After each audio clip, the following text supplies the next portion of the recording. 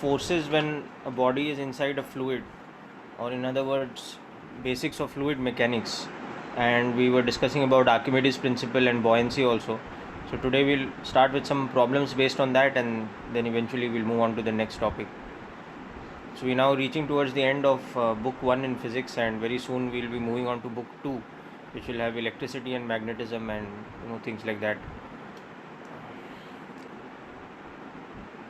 So let's get back into Archimedes principle.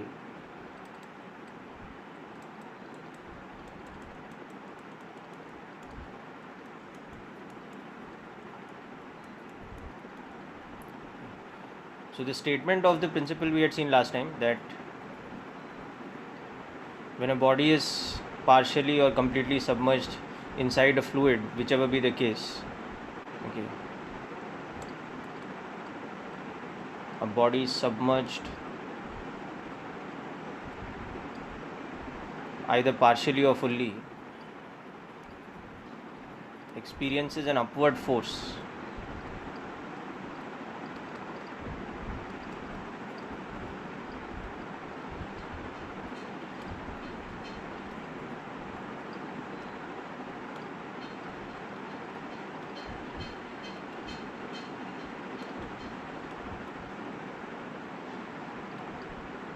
So this kind of force is called upthrust, or buoyant force, which equals the weight of liquid displaced.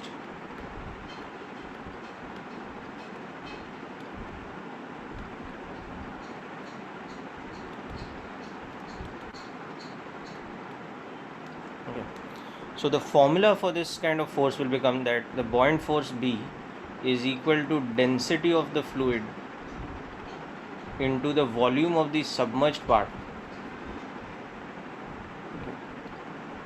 into G. So this is how we will calculate the buoyant force based on Archimedes principle. So here B is the buoyant force,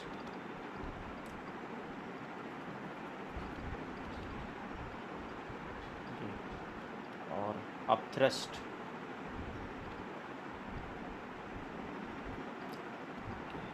and on the other side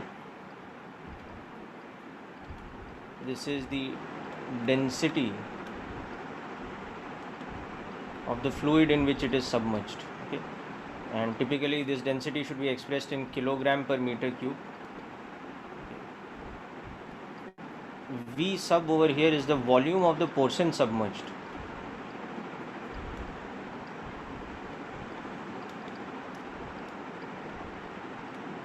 In the fluid, okay, and G is of course acceleration due to gravity.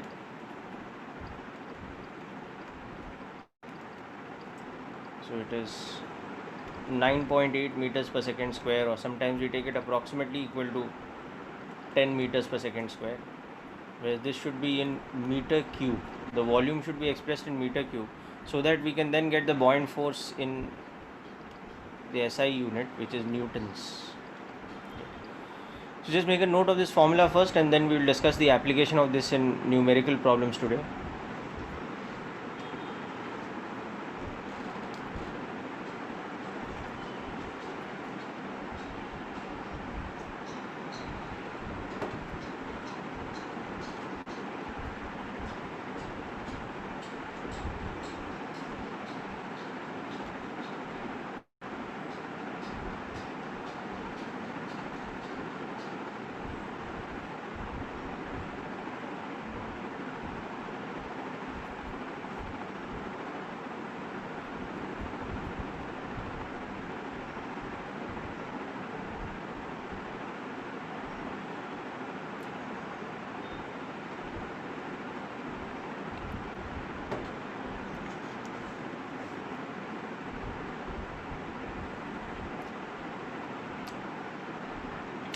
So this formula over here is directly coming from the statement of Archimedes principle.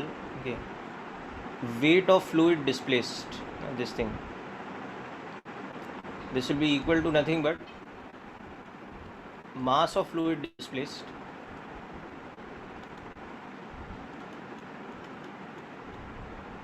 multiplied by acceleration due to gravity. and mass of fluid displaced will be nothing but density of the fluid into the volume of the submerged part.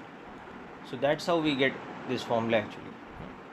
It's directly the mathematical expression which correlates to the statement of Archimedes principle. There's a very interesting proof of the statement of Archimedes principle, and that is something we will look at in class 11th again. Okay. So at this stage we will just treat it as if it's a known fact from experiment or from whatever logic Archimedes had given, okay, without getting into the proof of it. But there is actually a proof of the statement of Archimedes principle also, and that proof is kind of related to the pressure concept that we had seen last time, the pressure gradient inside a fluid, or the pressure's variation with respect to depth inside a fluid, which we had seen.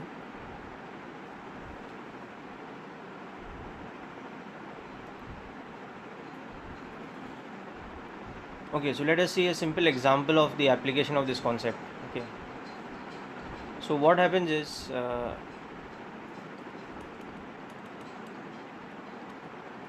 any object, okay, appears to weigh less,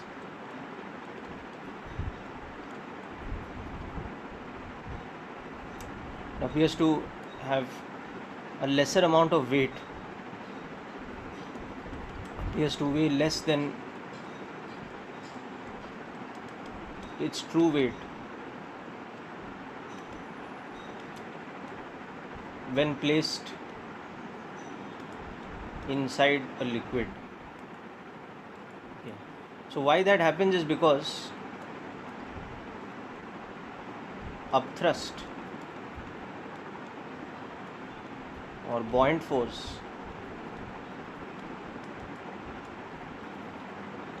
acting upwards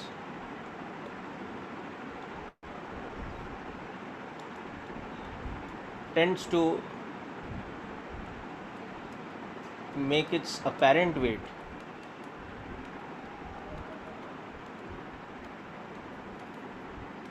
less than the true weight.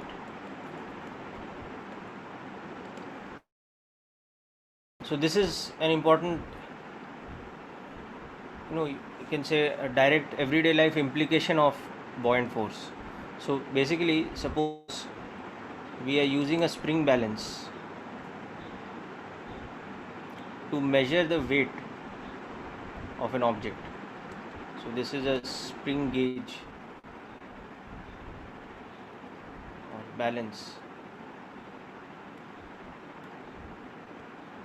Okay. And we suspend an object like a block of mass m using the spring balance. Okay. So what happens is that the spring balance, this reads the weight as the tension in the spring.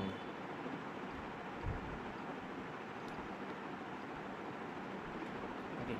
So what happens is that because of the weight of the object acting downwards, the spring develops a tension T like this, and that tension T is equal to mg.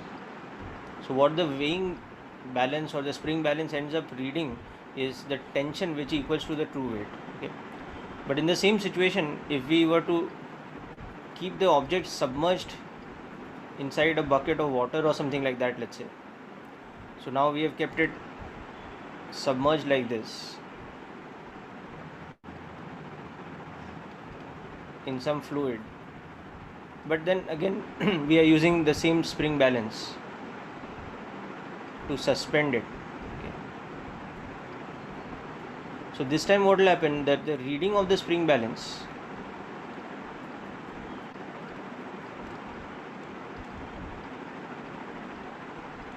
will be the tension, let's say T prime, because it's going to be different than the case above, such that when you look at the body, apart from the tension T prime, there is also a buoyant force acting on it. Okay, so this new tension becomes the weight minus buoyant force. So you can see that the spring balance, the reading of the spring balance is no longer the true weight. It is T prime, which you can think of as the apparent weight.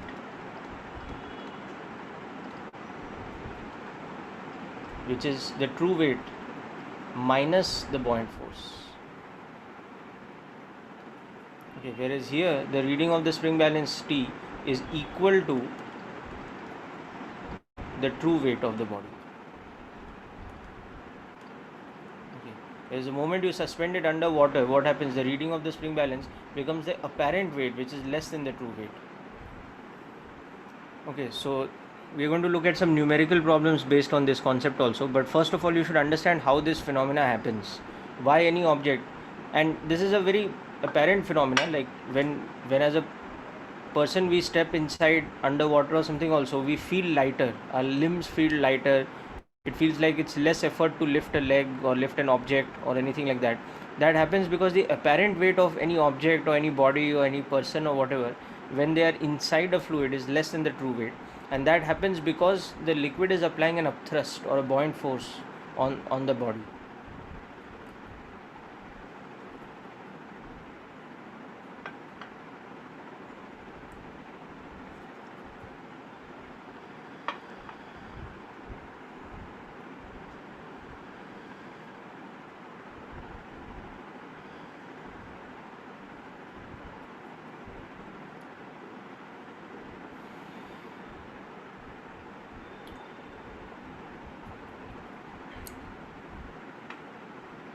So hope you are following this, all of you. Okay. Please ask me if there's any doubt with any of the terms or statements or.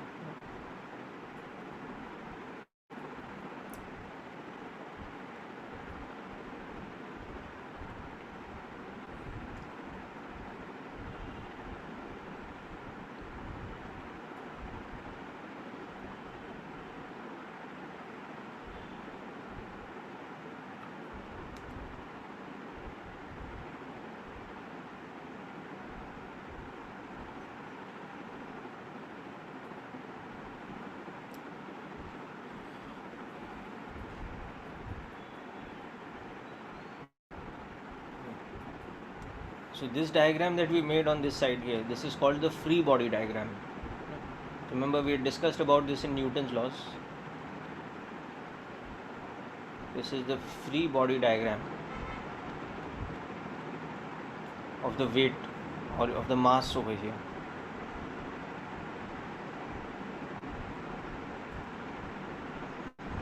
So the tension in the spring has changed to T prime, from T.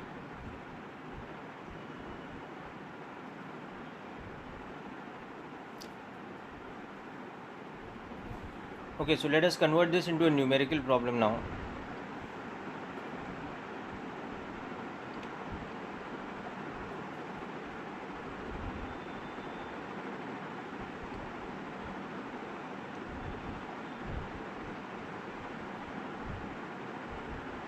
Yes, Bhomik, what happened? Cannot see the note part. Okay. ठीक है, I will just illustrate it one more time.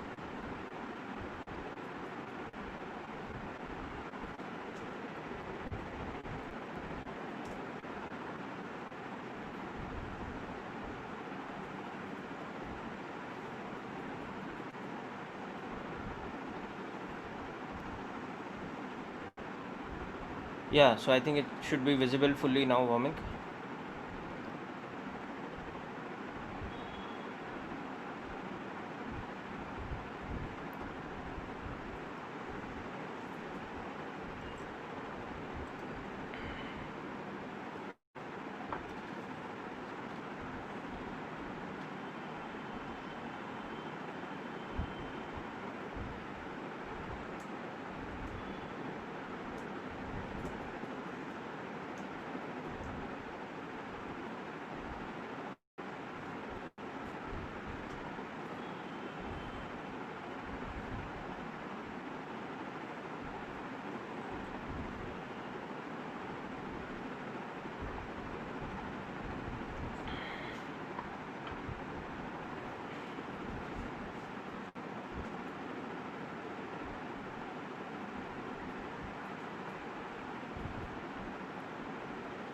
Right, have you finished writing this down, Bhomik?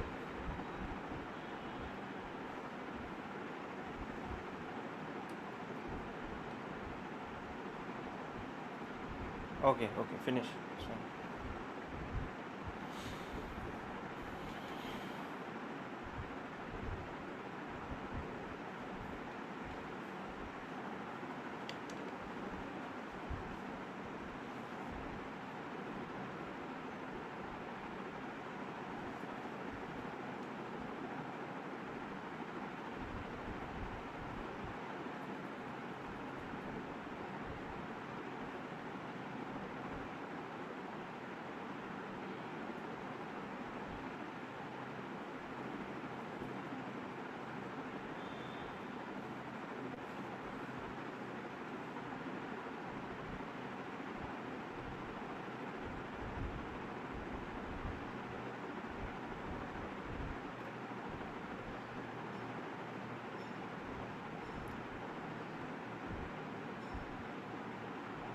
Okay.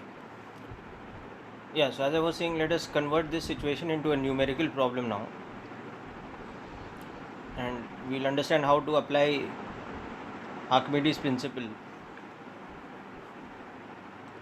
So we have this situation now. We have a concrete slab,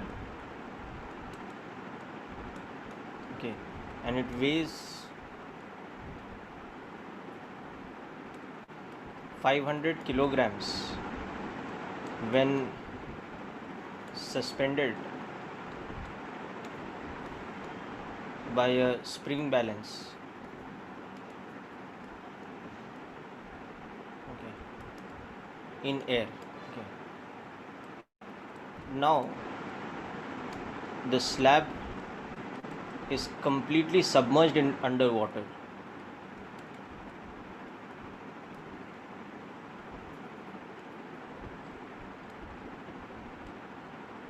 Okay. And again suspended by a spring balance.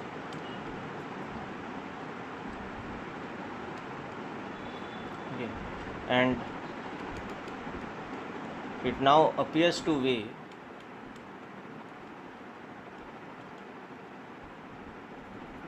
490 kilograms. Okay. So we have to find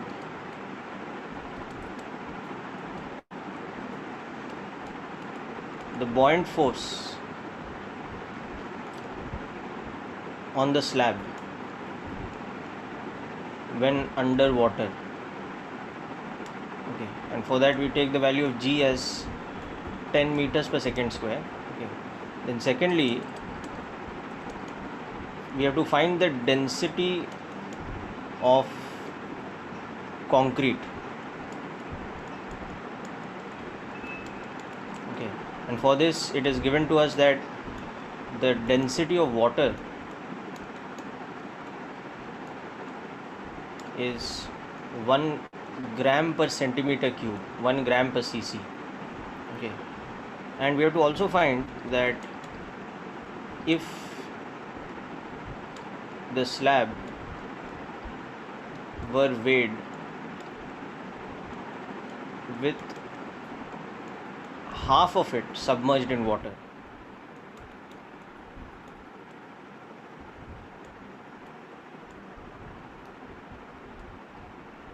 okay, and obviously the rest half outside.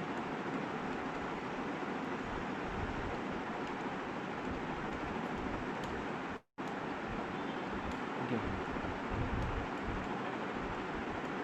How much would it appear to weigh?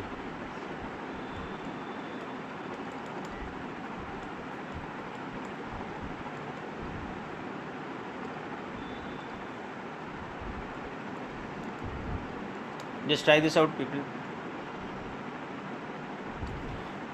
So the concept we'll be applying over here is the formula of buoyant force.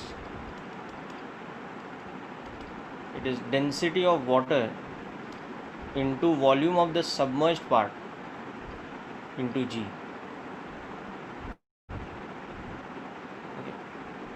This is the upward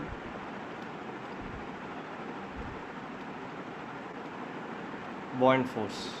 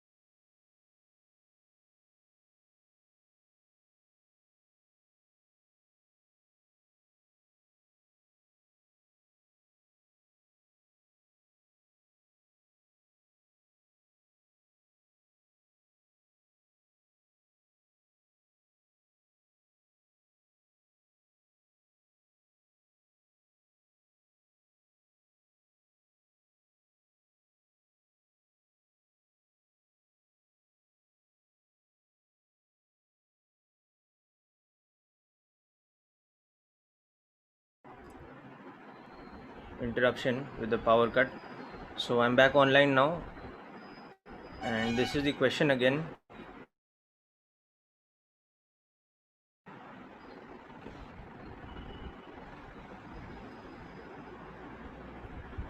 So hope you got a chance to go through the question in the meantime. We'll discuss it very shortly. Okay. So this is now just application of that concept that we saw in the previous expression, but now we have to put numerical values in it. We have to understand how the tension in the spring changes because of the buoyant force acting. So basically we have to find a relation between the weight of the body and the buoyant force. Anybody got the answer? Okay, no problem. So go through the question once more, Bomik, and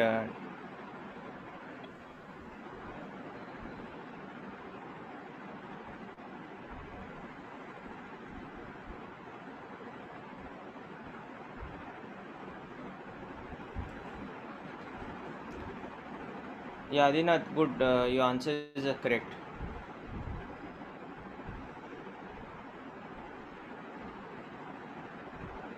All three answers are correct. Very good, Adinath.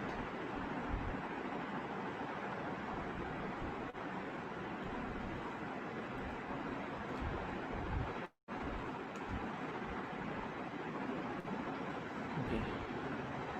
So what we have to relate with is the situation in air. Is that the tension in the spring equals to the weight.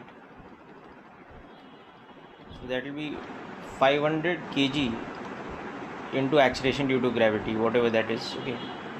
So that is the first case. Okay. Now, when you place it fully under water, the second case,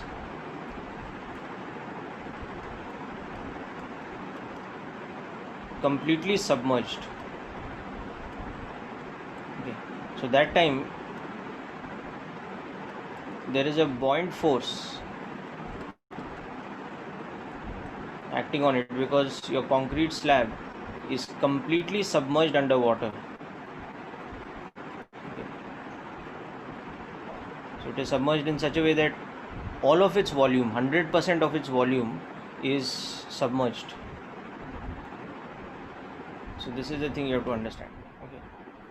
So in this case, P prime, which is mg minus buoyant force, that is coming out to be 490 kg into whatever the value of g is. Okay. Or I have given you the value of g as 10 meters per second square. So it's 4900 newtons. Whereas here the tension was 5000 newtons. Okay. So the first thing you can see by comparing this and this. Okay. Comparing equation 1 and 2. Okay, you can see that from this mg was equal to 5000 newtons, and from this we are getting mg minus buoyant force is 4900 newtons. So that means that the buoyant force itself is how much? It is 100 newtons. So that is the answer to the first thing. And the buoyant force acting when it is completely submerged, it's equal to how much? It is equal to 100 newtons. The difference between the true weight and the apparent weight when it's completely submerged is nothing but the buoyant force acting.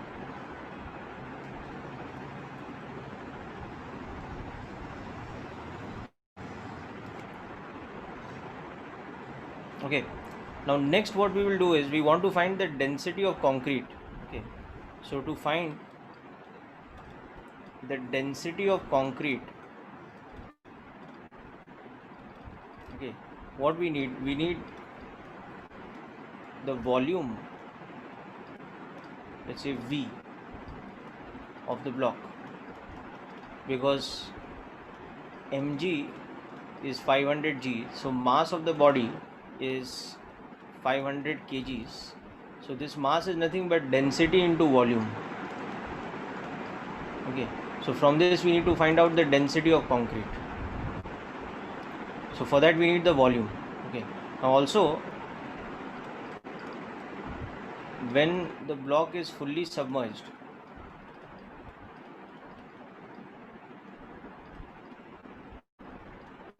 the buoyant force, which is density of water into volume of the submerged part into G, is nothing but density of water into the total volume into G. Okay, because in this case the volume of the submerged part is the total volume, because it's completely submerged, it's fully submerged. So from above you can see that 100 newtons is the buoyant force. So this 100 newtons should be density of water. Okay, now density of water, how we will write? It's given to us as 1 gram per centimeter cube. So that is nothing but 1000 kg per meter cube. Now we had discussed this conversion last time, that 1 gram per cc is 10 raised power minus 3 kilograms upon 10 raised power minus 6 meter cube. So it is 10 raised power 3 kg per meter cube.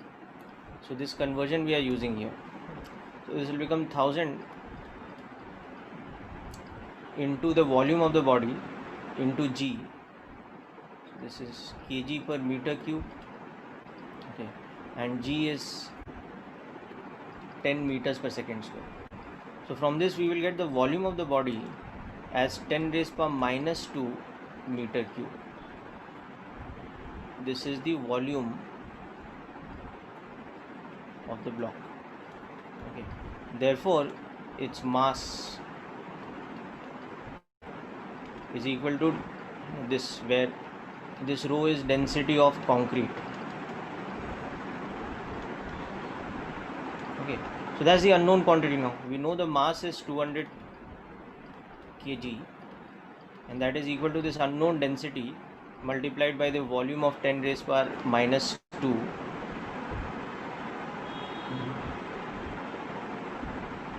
Okay, sorry, 500, my mistake. This is not 200 kg, this was 500 kg. Okay, and this volume we just saw was 10 raised power minus 2 meter cube. Okay, so the density is becoming 500 into 10 raised power 2, or 50 into 10 raised power 3 kg per meter cube, or we can say that it is 50 gram per cc, because you are using the same conversion ratio. Okay, so this is the solution of these two parts. Okay, the first and the second part. Just make a note of this and then we will come to the third part.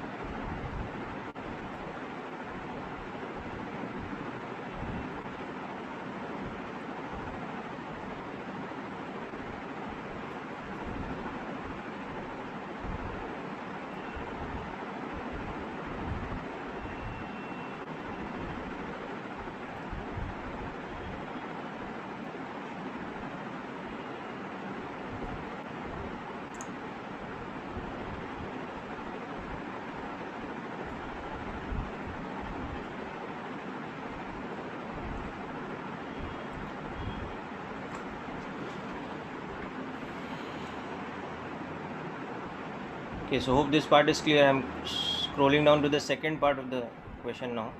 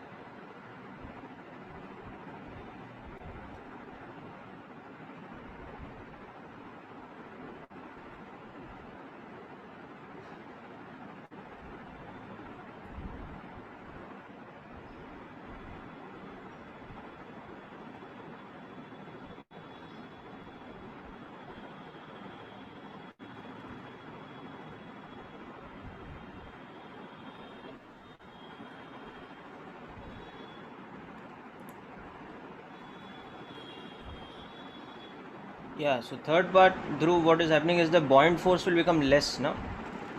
Because only 50% is submerged.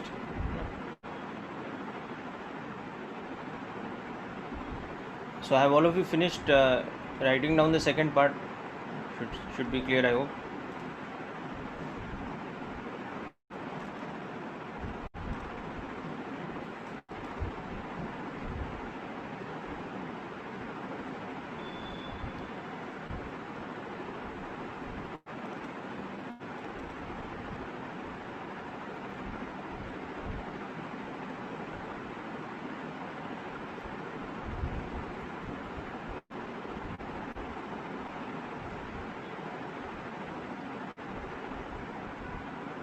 Yes, 50 newtons is correct for the buoyant force. So the apparent weight will become true weight minus 50 newtons. So for the third part, what is happening is that only half the block is submerged underwater. Okay, so you are keeping it like this.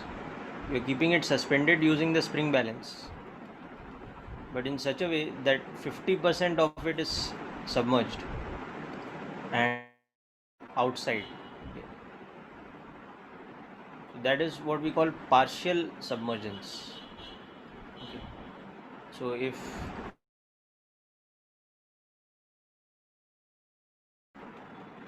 is V, then the volume of the submerged part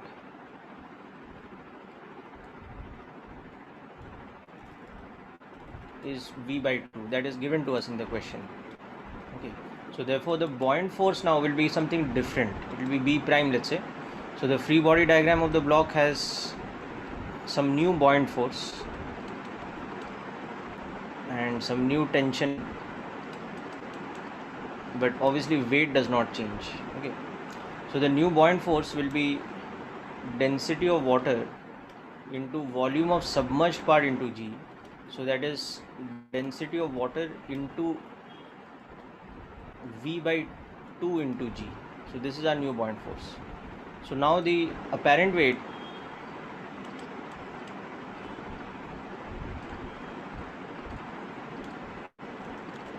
T double prime is the true weight minus the new buoyant force. Okay, now see here, it was given to us in part 1 that density of water into V into G was 100 newtons. This we had calculated. So therefore here B prime will become density of water into V by 2 into G, so that is 50 newtons. So we substitute this over here.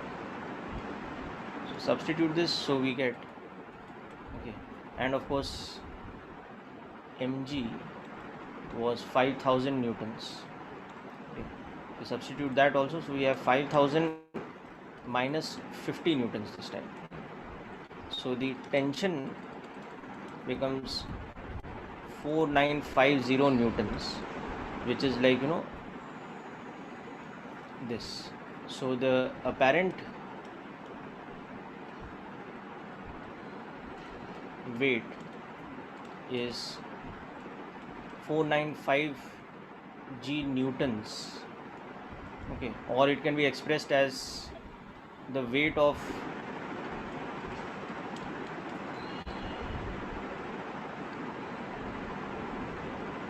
this. Okay, so the apparent weight now becomes like this.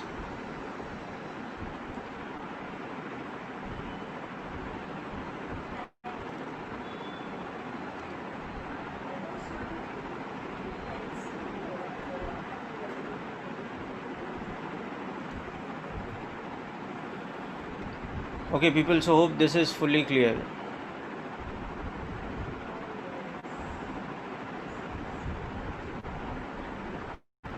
Just a minute, sorry.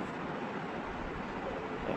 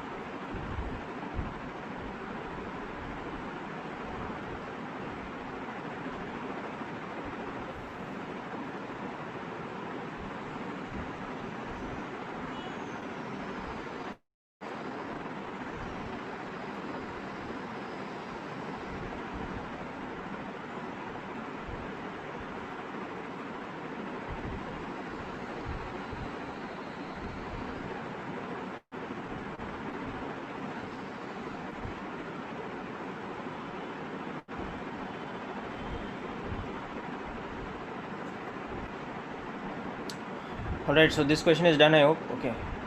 Now, next we will see the application of buoyancy or Archimedes principle when we analyze a floating object. Okay.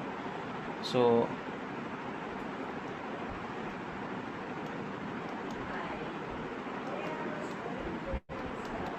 floating bodies. So, as you know, the concept of a floating body is for a floating body, weight is balanced by buoyant force. Yes. So the principle is very simple. Any object that you see floating on a liquid surface, it's able to float because the weight of the body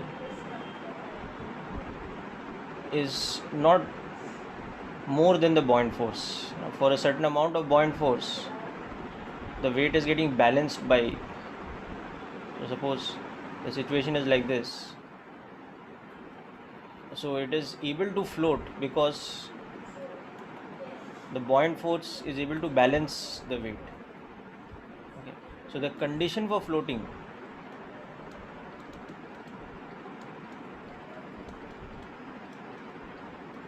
is that the weight is balanced by the buoyant force, or the weight is equal to the density of the fluid into the volume of the submerged part into G.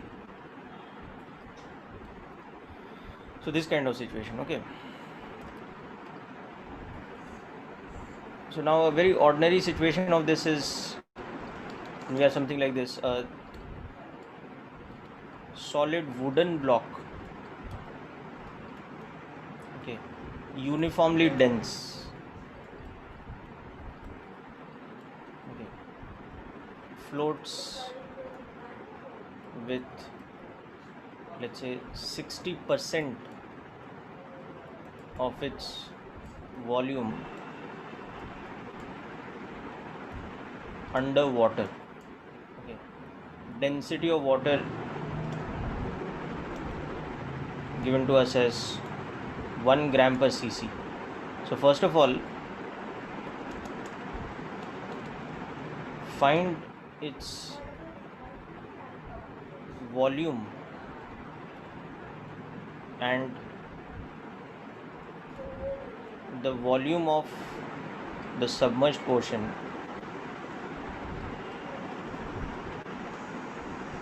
if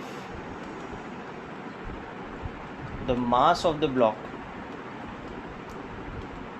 is, let's say, 250 grams. Then secondly, find the density of wood from this.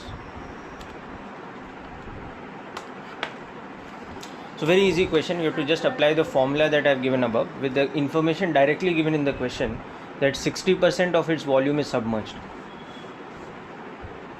So whatever volume the body has, you can see 60% or 3/5 of its volume is submerged.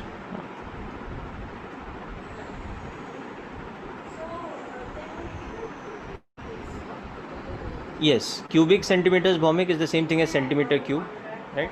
And interestingly, that's the same thing as milliliter. 1 milliliter is also equivalent to 1 cubic centimeter or 1 cc.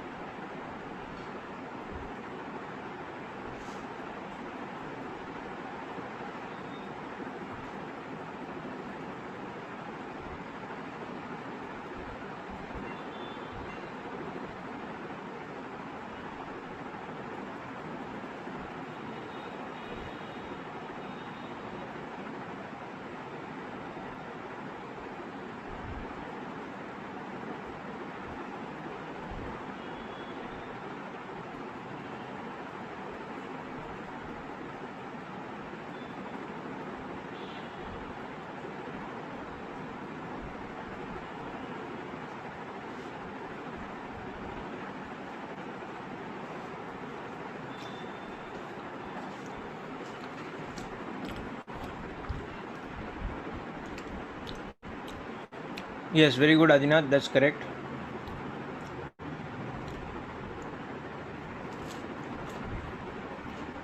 But density is not correct, beta.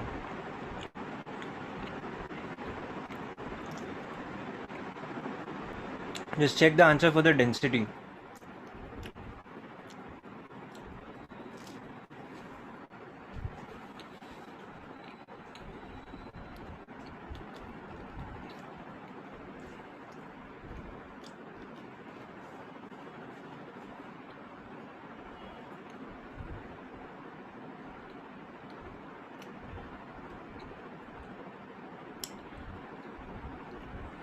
Okay.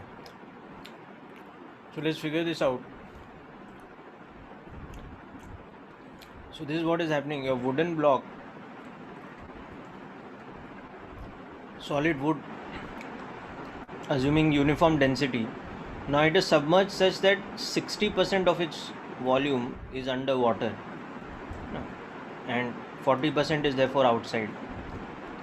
So the buoyant force acting on it, this will be equal to density of water into volume of submerged part into G. Whereas the weight, now we can write the weight as directly density of wood into total volume into G. Okay, so we are taking the volume of the block as V.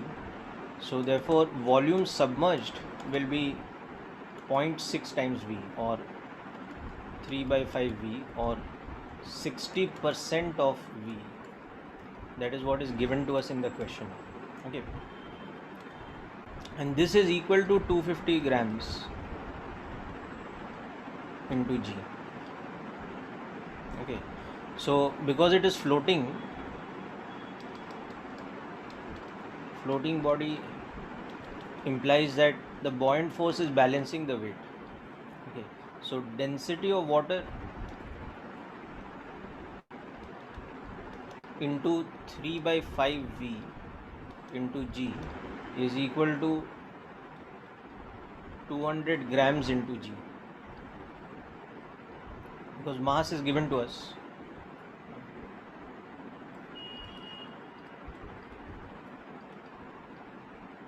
That's given. So from this you can see that 1 gram per centimeter cube into 3/5 of the volume is, sorry, not 200 but 250.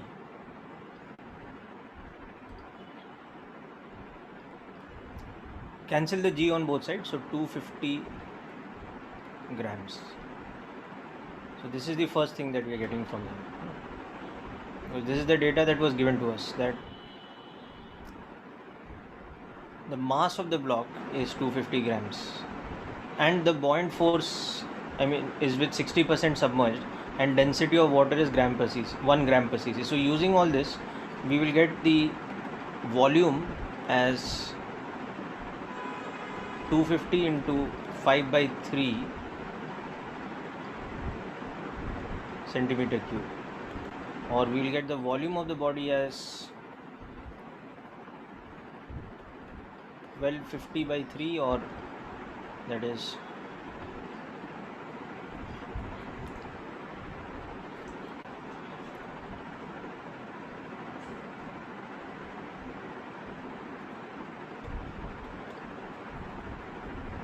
these many centimeter cube. That is the answer to the first part. Okay, now the next thing, so volume of the body or of the block, whatever, V is equal to 1250 by 3, or 416.67 centimeter cube. That's the first thing. Now second thing,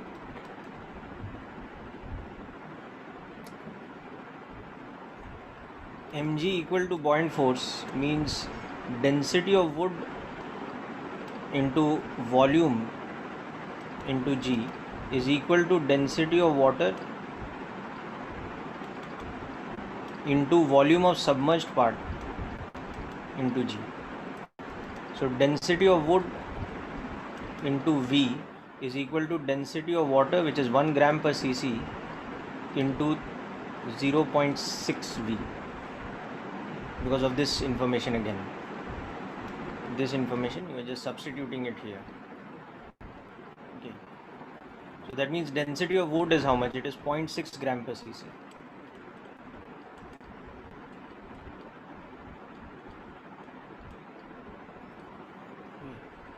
Or that's the same thing as 600 kg per meter cube. So that's the second thing done. Okay. And I think these were the only two things we wanted to find out. Okay.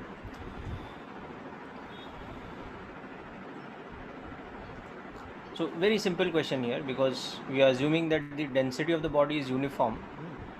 So weight is simply density into volume into G, and buoyant force is simply density of the water into volume of the submerged part into G. So just making use of that fact. Okay. So some of you got the calculation part wrong. Just check out why that's happened.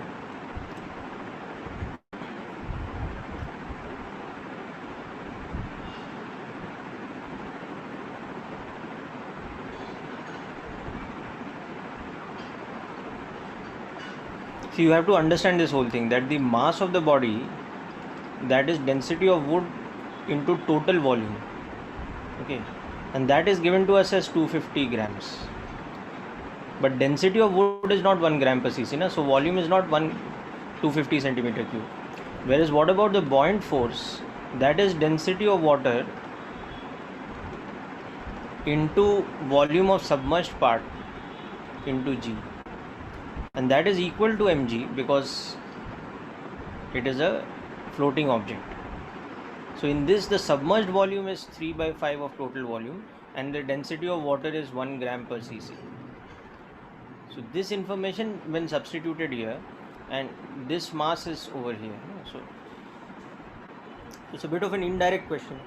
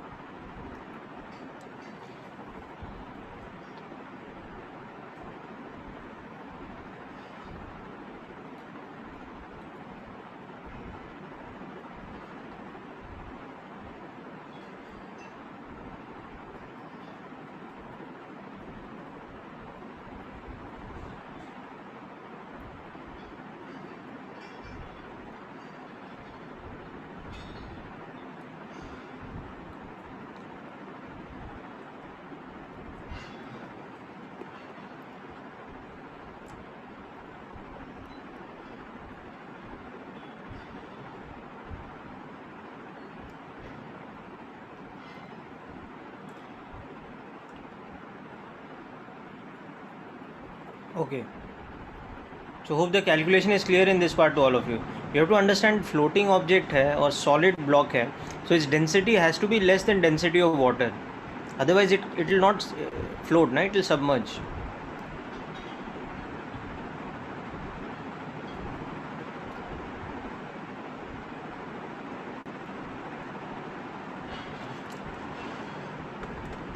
So make a note of this carefully, please.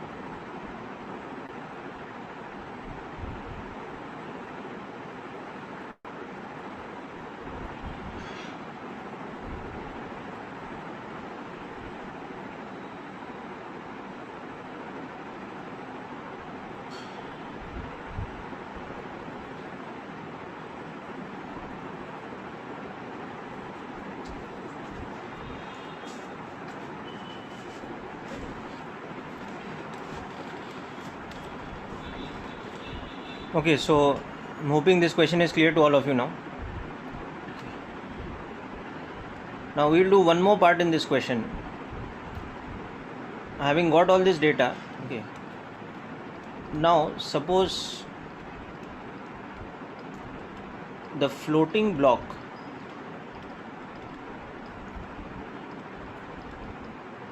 is pushed into the water such that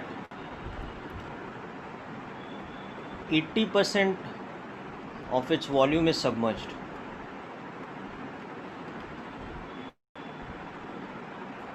Okay, and then released from that position.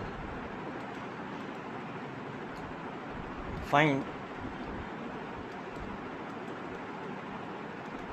the pushing force F needed to keep it at 80% submerged position.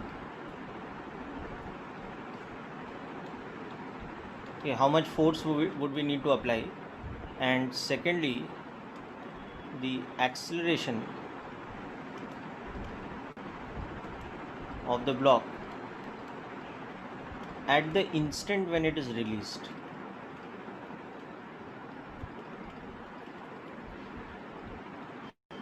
Okay, so use the data that we have just calculated in the above two parts, okay, to work this part out now. So what we are doing is,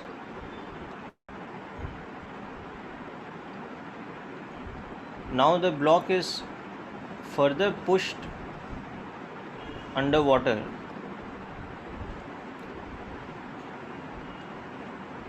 just a moment.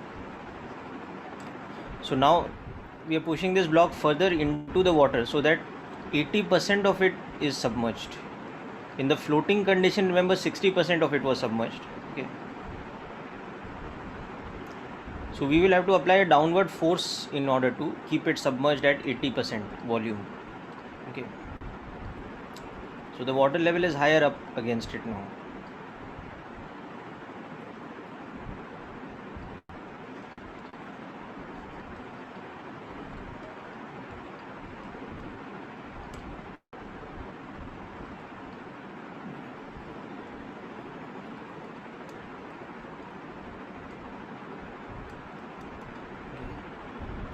So we would have to apply a downward force on it to keep it at that position so that 80% is submerged. Otherwise it will tend to accelerate upwards. So first A part of this third part is that you have to find how much force you have to apply so that 80% of the volume is submerged.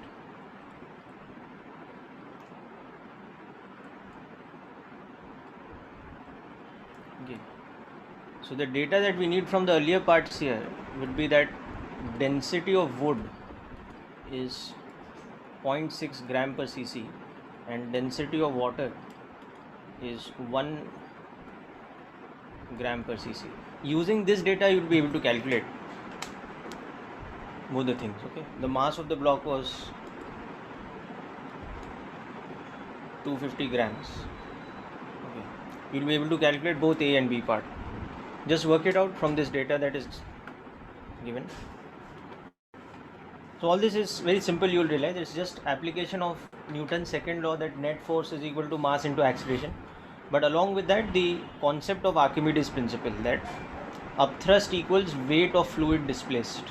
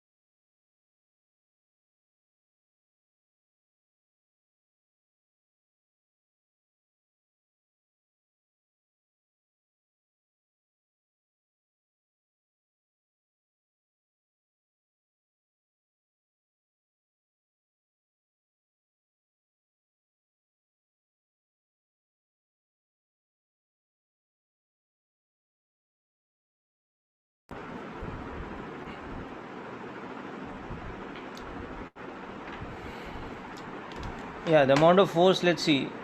So what's happening here is that to maintain that position, this downward force along with the weight is balancing the new value of buoyant force.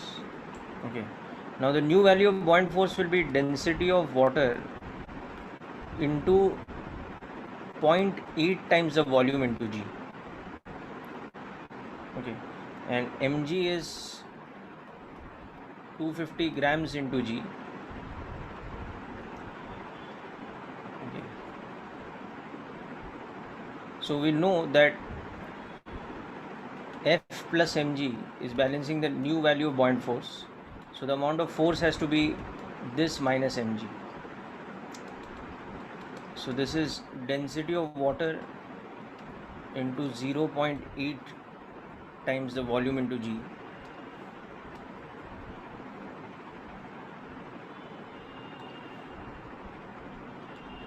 Okay.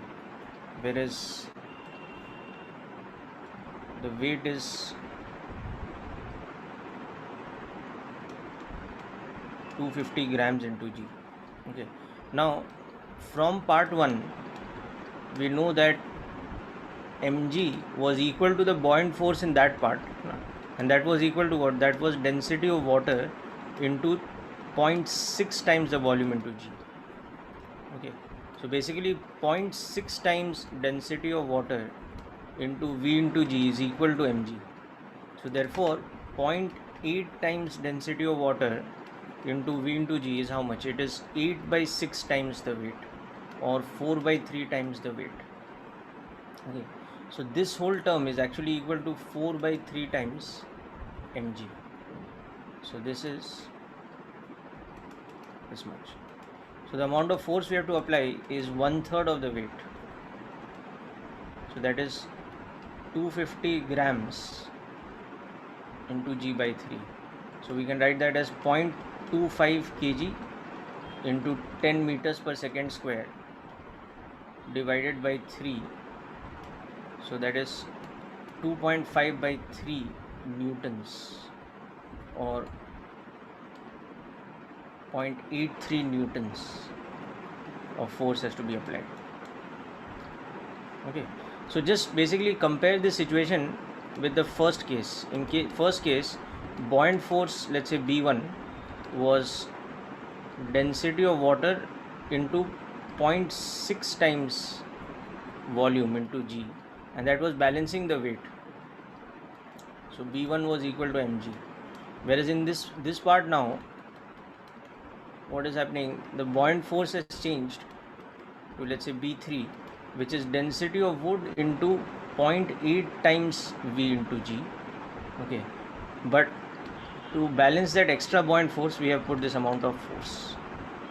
Okay, so when you compare this situation with this situation, you will come to this conclusion.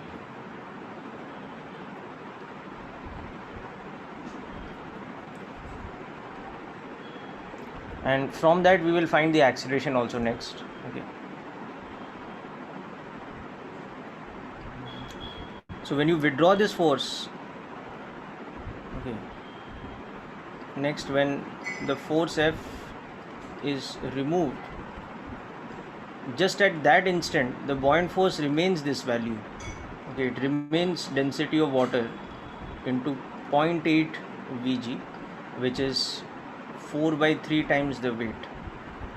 Okay, but this is no longer there, the force to balance it, so it has an upward acceleration. So that acceleration is this new value of buoyant force minus the weight upon m. So it is 4 by 3 mg minus mg divided by mass. So it is g by 3. So the acceleration will be g by 3 upwards at the moment when we just release the force. Okay, so this is a type of calculation that clearly you should be able to do. Okay, because it is just application of that simple principle of Archimedes thing. No, density of water is not 80% volume. This thing, density of water is not changing, na Dhruv beta. Densities तो same है but मैंने उसको ज़्यादा push कर दिया, so buoyant force is increased, is larger than the weight now. Yeah, you can do it directly that way, of course, but that much calculation is not required, no. You can do this directly also, but then that much calculation is not required, no. You can just understand it by ratio and proportion, no. That earlier when 60% of volume was submerged, the buoyant force was equal to weight. Now 80% is submerged, so you're changing the buoyant force by how much value? You're changing it by 8 by 6 times or 4 by 3 times, no. You can use the values, that's correct, no? You can.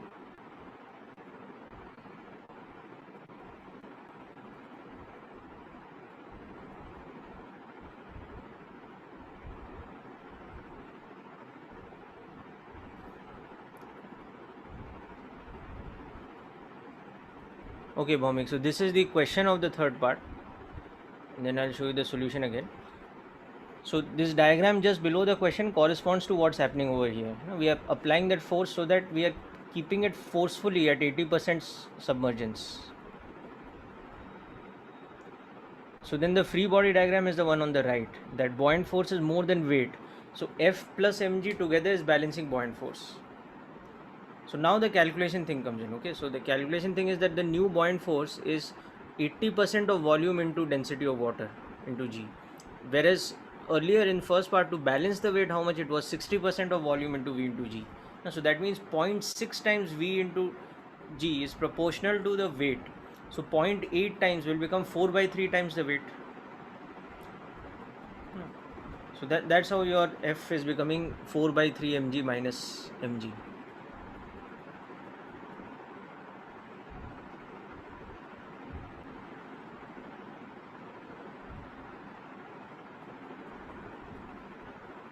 Okay, so now just follow this. Compare this free body diagram in the first part with the free body diagram in the third part. So it's very easy to understand why the buoyant force has now become 4 by 3 times the weight. Because in the first part it was equal to the weight, and now you have submerged more volume. So the volume submerged has become 8 by 6 or 4 by 3 times the earlier volume. So accordingly, the buoyant force has also become that same fraction, 4 by 3 times the earlier buoyant force.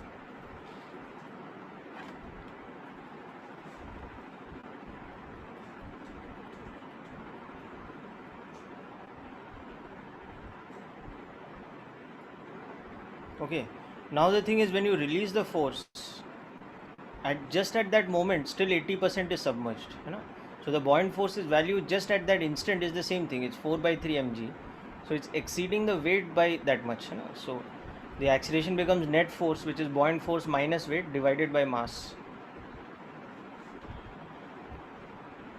So hope this is clear to all of you.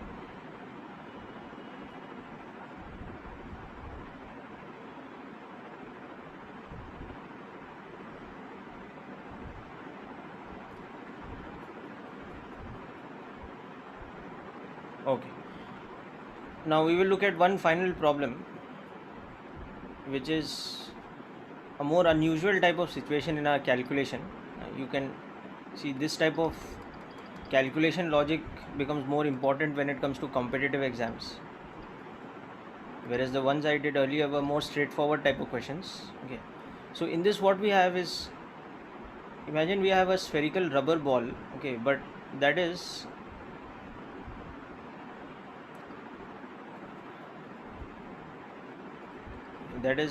hollow from inside. So it's not a solid spherical rubber ball, it's hollow from inside.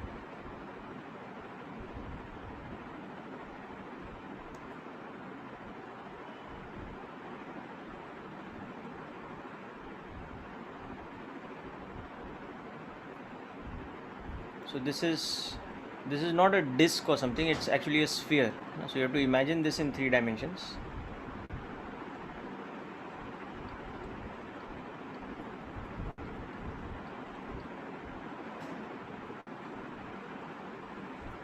Okay, so it is like a thick spherical shell, okay, made of rubber. So it's got air inside it. Okay, now it has outer radius equal to, let us say,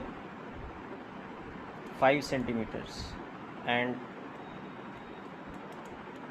inner radius, let us say, 4 centimeters. So it's basically 1 centimeter thick shell, a spherical shell, that kind of thing it is. Okay. So what happens is, now when we place this in water, it floats such that half the sphere is submerged. It floats in water in this kind of condition with half of it submerged.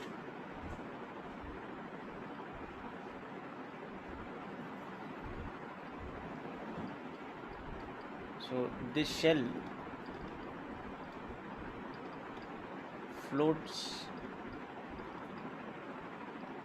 in water which has a density of 1 gram per cc with half its volume submerged.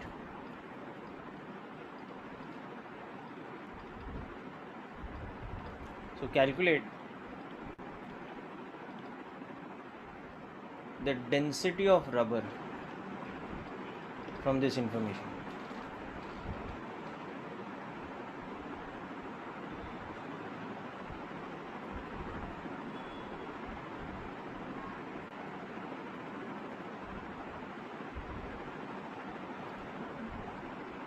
Okay, so hope the question is clear to all of you.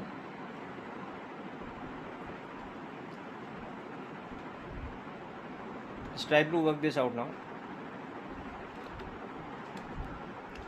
So it's not a solid ball of rubber, it's a hollow ball of rubber, but 1 centimeter thick. The outer radius is 5 centimeters, whereas the inner radius of the rubber shell is 4 centimeters. And imagine, like, the rubber is airtight, so no water or anything can get inside it.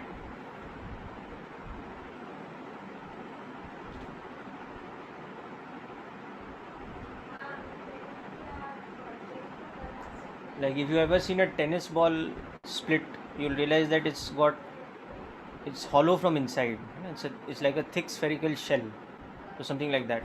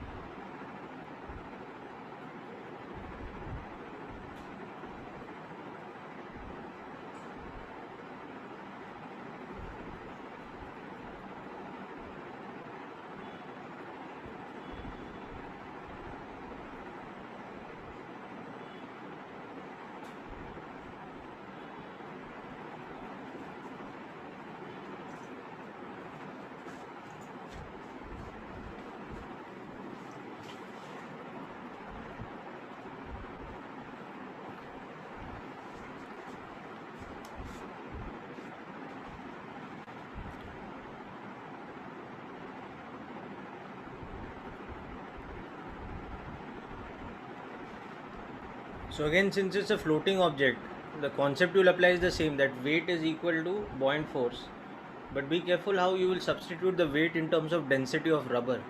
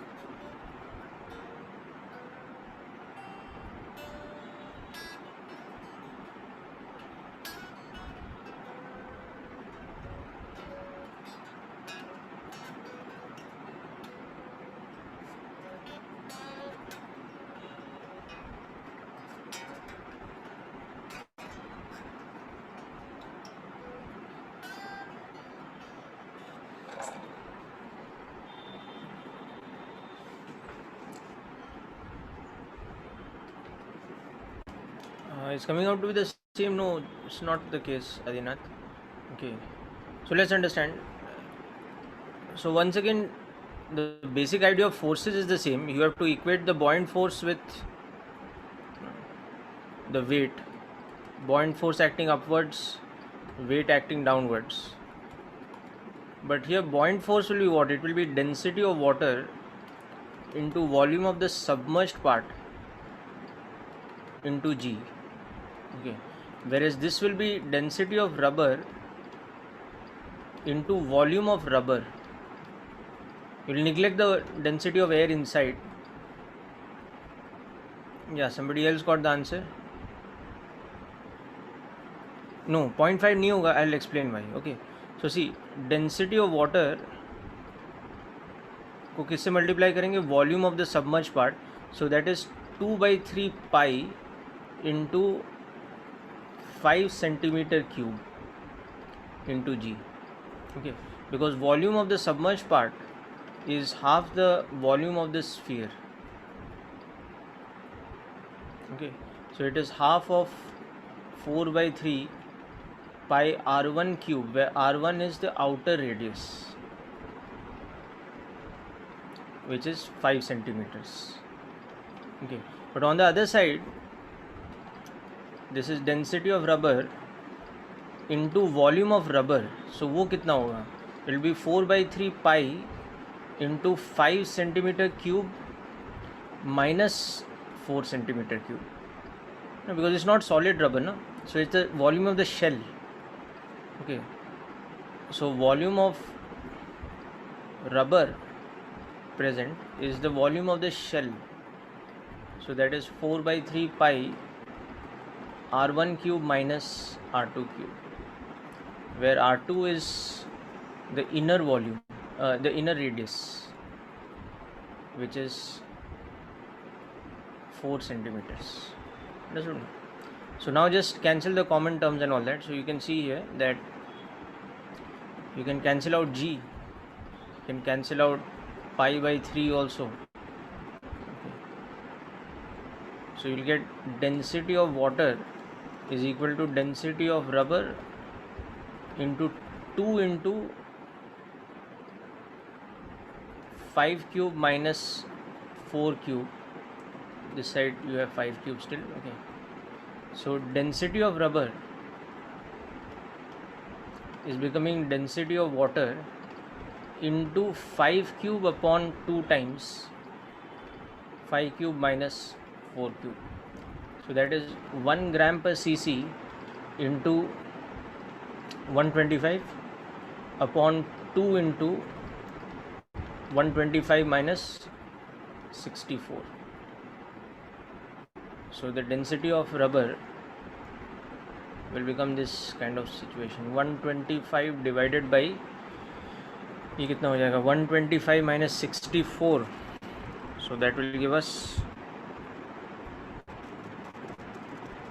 64 into 2 in the denominator.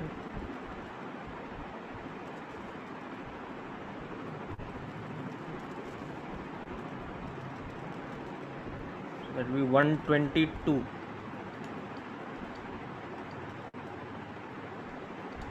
gram per cc. So even though rubber has more density than water, it does not sink because it's a hollow shell. It's not a solid sphere of rubber.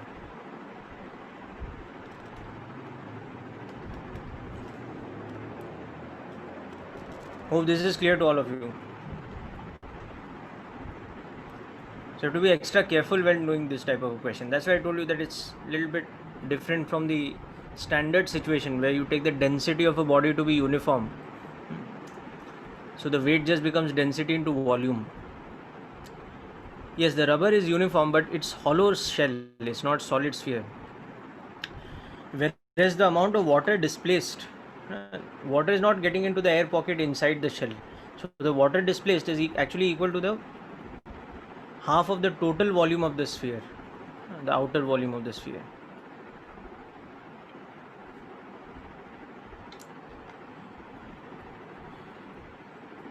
So hope this question is clear, people. With this we conclude today's lecture.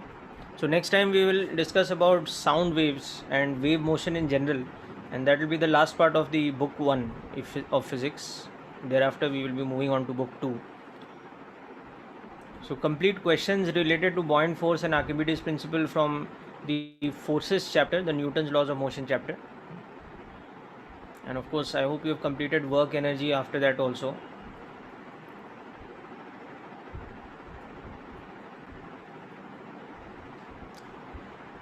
Right, so that's it for today's session, people. I'll send you the recording and the notes. Okay.